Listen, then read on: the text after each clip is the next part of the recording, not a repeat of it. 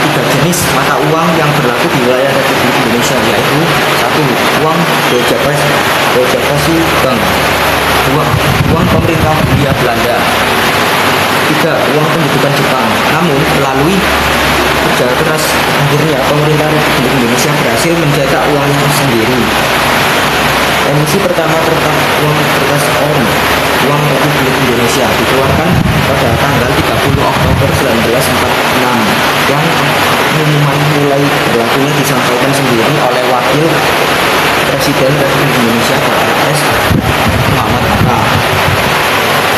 Pada malam hari sebelumnya, kesulitan hubungan antara pemerintah pusat dengan daerah mengakibatkan batasnya alat pembayaran yang sah di daerah-daerah, sehingga pemerintah pusat memberikan otoritas kepada daerah untuk mencetak alat pembayaran yang sah sendiri. Uang daerah ini kemudian biasa disebut dengan URIDA, uang Republik Indonesia daerah. Sekarang kita berada di masa kolonial dan kemerdekaan. Zona kolonial dan pergerakan kemerdekaan. Zona ini ditandai dengan masuknya bangsa Eropa ke Indonesia pada abad ke-15 Masehi. Salah satu bagian yang paling dominan dari zaman ini adalah adanya aktivitas kolonialisme Belanda. Beberapa koleksi yang bisa dilihat diantaranya adalah beberapa persenjataan dari mulai zaman VOC, pemerintahan Inggris, maupun masa penjajahan pemerintahan Belanda dan Jepang. Era pergerakan berlanjut ketika Indonesia mendapatkan kemerdekaan. Dari sini terdapat beberapa peninggalan dari masa penjajahan Belanda.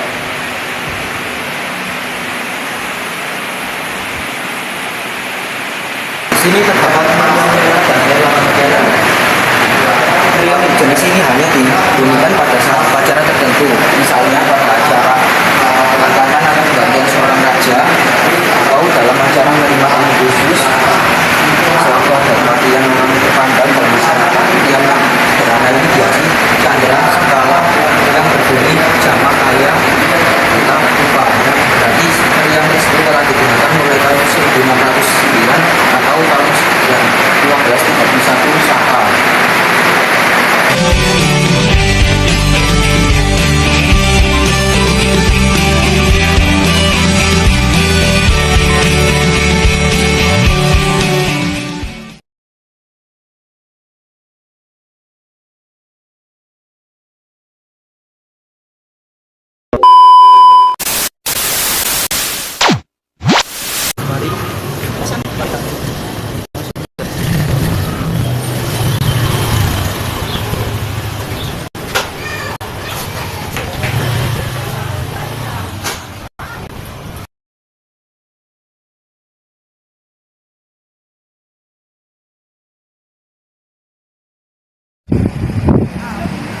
Salah satu candi yang terbuat dari bata merah, dan candi ini sangat mirip dengan candi-candi Bali. Di dalamnya lumayan luas dan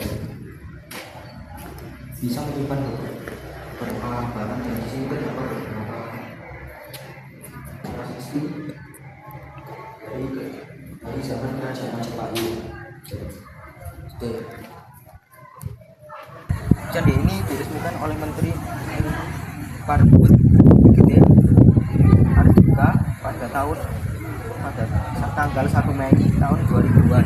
Kenapa saya tahun 2000-an? Karena bisa dilihat dari sini tulisannya sudah tidak terlihat lagi, dan mungkin informasi yang terdapat di tulisan ini sangat terbatas.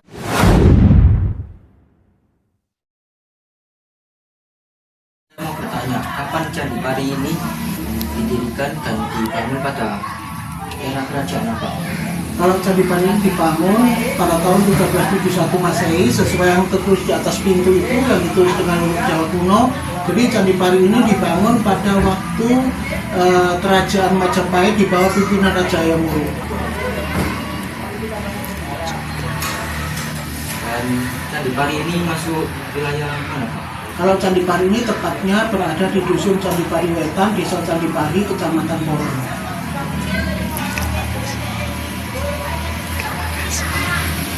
Terima kasih atas waktunya Pak. Ya, sama-sama. Audio Jungle.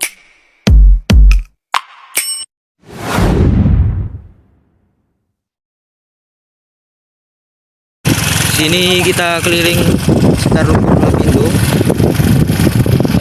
Bilang karena di sini sedikit curam dan cukup berbahaya untuk dilintasi.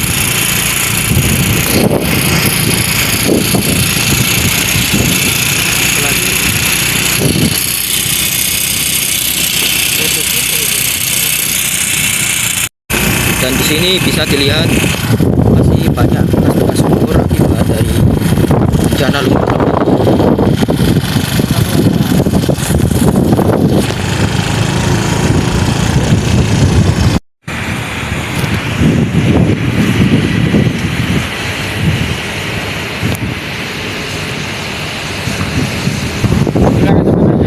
Warga yang terkena dampak bencana lumpur lagi ini Oh ya Mas, yang pertama korban lumpur atau warga yang terkena dampak ini yang pertama diungsikan di Pasar Porong. Saat itu pemerintah daerah membangun Pasar Porong, nah, belum ditempati, kemudian ada sebulan lupa yang kedua, kemudian warga tidak ada relokasi dari pemerintah dalam itu, tapi warga berputar dari tempat tinggal sendiri-sendiri karena saat itu ganti ruginya dari Lapindo atau pemerintah itu dicicil ganti lewat per bulan ya sama-sama. sekarang saya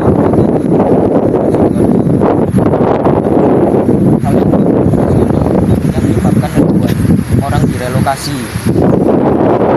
disebabkan oleh PT Lapindo karena melakukan pengeboran minyak bumi sehingga menyebabkan banyak desa tenggelam. Dan bisa dilihat dari ini ada beberapa asap yang masih aktif, dan di sana terdapat tiang listrik yang jadi saksi bisu akibat saksi bisu bencana lumpur Lapindo.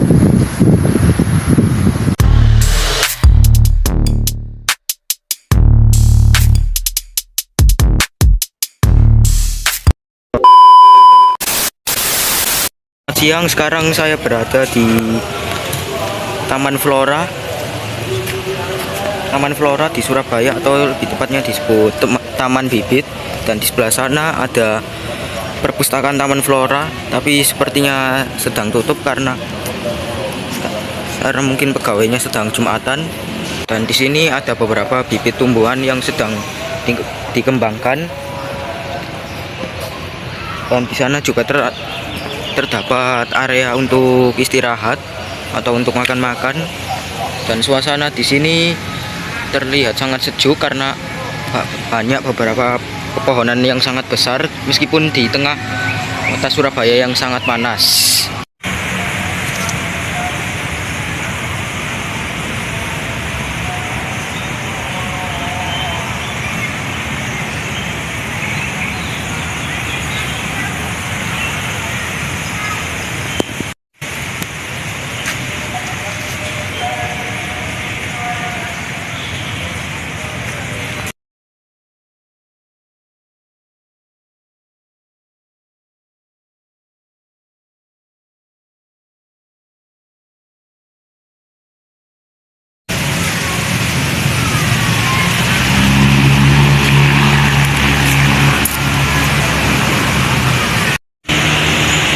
Dan di sini terdapat beberapa hewan kijang, dan di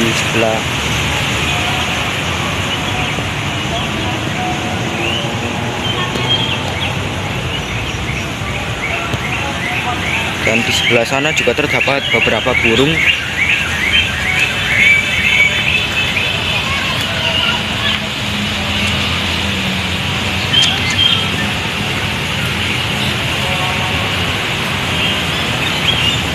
Salah satu jenis burung yang ada di Taman Flora ini adalah jalak putih. Jalak putih merupakan burung Burung berukuran sedang 23 cm, tubuh berwarna putih dan kulit di sekitar mata warna kuning. Di alam liar termasuk jenis burung yang berkelompok. Burung ini dikategorikan spesies kritis untuk punah. Makanannya berupa serangga dan buah. Habitatnya termasuk satwa endemik tersebar di padang rumput sawah perkebunan di Pulau Jawa, Pulau Bali hingga NTT. Sayangnya kantor di sini tutup dan tidak dapat diwawancarai oleh saya karena bisa dibilang sekarang adalah waktu Jumatan dan banyak pegawai dari Taman Flora ini melaksanakan sholat Jumat.